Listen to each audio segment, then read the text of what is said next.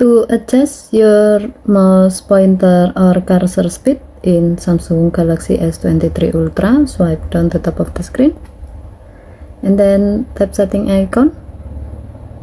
Scroll down the screen to find general management.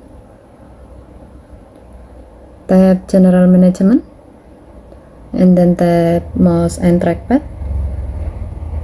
Next, connect a USB or Bluetooth mouse with your phone.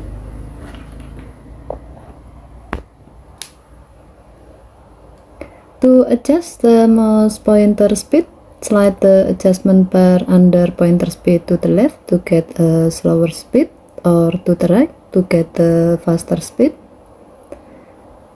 As you are adjusting the speed, try to move your mouse. You can see that the mouse pointer is moving slower than your mouse actual move when you set the pointer speed to a lower level, and is moving faster when you set the pointer speed to a higher level. Okay, thank you for watching. Have a nice day.